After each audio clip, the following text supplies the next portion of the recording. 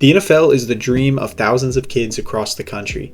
They all dream of playing for their favorite team in the NFL and hoisting a Lombardi trophy for that team in a fairy tale career. However, reality doesn't always shape out that way. Sometimes you are an extremely talented player who is just on a bad team that isn't winning. Or sometimes you're a really talented player who just is not being used right, whether it be from the scheme being run or the amount of depth at your position. Well, in this video, I'm going to be going over a few players that I believe are due for a fresh start on a new franchise for those very reasons. Whether it be from usage or just overall team failure, I think these guys would be better somewhere else, and it's actually the team who could possibly be failing them. Thank you guys so much for all the love I've received on these videos. It definitely does not go unnoticed, and I make sure to read and heart every comment that comes my way. I didn't know if I'd really have the confidence to make a channel like this, but the support has really helped me come a long way. Without further ado, thank you for clicking on this video, and I hope you enjoy. Can the Titans defense get off the field here on 35? Burrow flushed out, probing the defense, will just throw it up towards the sideline. My goodness, was it a catch? Yes, it was. Higgins. Boy, it looked for a moment like Burrow was just going to throw it. First up on my list, I'm going to kick things off with Tee Higgins. Tee Higgins isn't the problem here, and frankly, neither are the Bengals. Higgins has actually had success here and even made a Super Bowl in Cincinnati. This isn't a case of the team being bad or misusing Higgins. It's just that I feel that Higgins is a wide receiver 1 caliber player and is currently the wide receiver 2 on the Bengals thanks to the elite Jamar Chase. And Higgins also wanted to stay with the Bengals as he just signed a pretty big extension. However, just for the sake of his career, I believe Higgins would be better off elsewhere and would get a lot more touches if he was elsewhere. He's a 6'4", 220-pound receiver who has already had 2 1,000-yard seasons in Cincinnati despite being next to Chase for most of his career. Now, you could make the argument that Chase is the focal point and that's why Higgins produces so much, and of course that plays a factor, but Higgins is doing exactly what is expected of him. He's demolishing CB2s and is making it extremely hard for defensive coordinators to account for both him and Chase. Higgins has only played 5 games without Chase on the field, and just take a look at these stats. 2 games were rather unforgettable early on in his career, but the next 3 were all 1,000-yard performances with 3 touchdowns sprinkled in as well. Not only that, but Higgins has played his entire rookie year without Chase and posted 900 receiving yards and 6 touchdowns as a rookie. I believe that Higgins has more than proven he's capable of handling a larger workload and deserves a shot to prove that elsewhere. A team like the Patriots or Chargers would be a great fit for him, and I believe his career could really soar if he took a risk like that. Regardless, I guess we'll never know as he signed a 4-year extension with the Bengals and plans on playing the extent of his prime there. Still, the question has to be asked, how would his career fare if he was a true wide receiver 1? First down, touchdown of the season. 3rd and 3, Fields, open field, and a touchdown! Next up on my list is no other than quarterback Justin Fields. This one has sort of already happened over the offseason as Fields signed a 2-year, $40 million contract with the New York Jets. Although I'm still a little skeptical if that's a great place for him, it's better than what he's had in a while. Fields started his career in Chicago, where he was underwhelming for the most part as a passer. Still though, he did show some minor progression with his arm as the seasons went on, and he even rushed for 1,000 yards at the quarterback position, which even put him in the top 10 for MVP voting that season. Unfortunately for Fields though, the Bears opted to draft USC's Caleb Williams and pushed Fields out.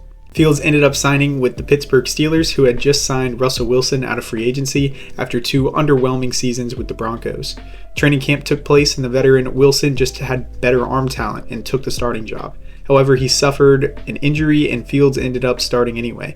Fields went 4-2 as the Steelers starter as he threw for 1,000 passing yards and 5 passing touchdowns to only 1 interception. He also ran for almost 300 yards and 5 rushing touchdowns in that time. Fields showed a different side of him that we hadn't really seen yet. Sure, he didn't light up the stat sheet in terms of his passing ability, but he did show the ability to be an efficient passer who is capable of completing over 65% of his passes. The development on Fields has been slow, and he's been a late bloomer and a project his entire career for sure. However, when you consider the situations he's been in, he hasn't had much of a chance. In Chicago, he had one of the worst offensive lines in football, which Caleb Williams can speak to as well after his rookie season. His top target was Darnell Mooney until they traded for DJ Moore, and what good is that if you have no time to throw the ball in the first place? His defense was always at the bottom of the league as well, and his head coach was a defensive coordinator who seemed to not know what he was doing with Fields. Oh, and he also just got fired. In Pittsburgh, he was in a far better situation and proved to show some improvements, but ultimately Russell Wilson took the job because of the money they paid him and actually didn't do as well as Fields did, in my opinion. Now in New York, we'll see how Fields can operate behind a solid Jets roster. He has the starting job from week 1 this time and has some solid targets to throw to, as well as a rebuilding offensive line in front of him. I worry about his spot here though as well, just because the Jets have a reputation of being the place you go to when your career is about to die. I don't think that's the case for Fields though, and I like his odds to show some major improvements in 2025. Run by Sermon, going to take a deep shot down the left sideline, wide open out there. Danny Gray makes the catch, stays in bounds. Trey. Number 3 on this list is actually going to be somewhat of a surprising one, and that's Trey Lance. I talked a little bit harshly about Lance in my NFL Draft Bust video, but after further research, I kind of think he's been done wrong so far in his career. Lance was drafted at number 3 overall by the 49ers in 2021. Little did he know that the guy to replace him would be taken with the last pick in the 7th round of the draft in quarterback Brock Purdy. Lance dealt with some major injuries, but was eventually named the starter in 2021, where he definitely flashed some ability. He played in 6 games where he threw for 600 yards and 5 touchdowns to only 2 interceptions. He also ran for 168 yards and a rushing touchdown while also having 0 fumbles. He didn't play much, but when he did play, he didn't look all that bad. A project of a quarterback for sure, but it seemed no one was willing to work with him anymore as Brock Purdy began to emerge. Purdy outshined Lance with his throwing ability and had Shanahan enamored with the value they got in Purdy. So after dealing with even more injuries, Lance was shipped off to Dallas to immediately inherit a backup role after barely even starting. He only played in 8 games in 2 seasons for the Niners, and they downright gave up on him right away. I don't fully blame them, as they had a much cheaper option in Purdy, who needed far less work than Lance.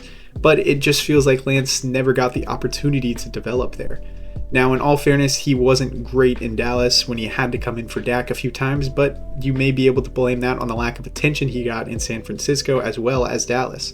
After 1 season in Dallas, Lance has now signed with the Chargers to once again be a backup to Justin Herbert, and he's even had contract negotiations with the CFL. I have to wonder if Lance could succeed elsewhere if he got a coaching staff that really locked in on his development as a player instead of a staff who is ready and willing to give up on him or bench him. Their own 23. Murray reverses. Murray looks long. He's got a receiver. Moore with a blocker. Rondale Moore, rookie touchdown, Arizona. Wow! 77 big ones. Who needs 2 minutes, Gus? Woo! And lastly on this list is going to be wide receiver Rondale Moore. I was a pretty big fan of Moore as a prospect coming out of Purdue. Excuse me, I'm sick. I thought he'd make a solid slot receiver in pretty much any scheme, plus a decent kick/punt returner, and maybe even a gadget kind of guy. Moore was drafted by the Arizona Cardinals in the 2nd round of the 2021 NFL Draft, and I believe that the Cardinals got a steal. However, it just never really worked out.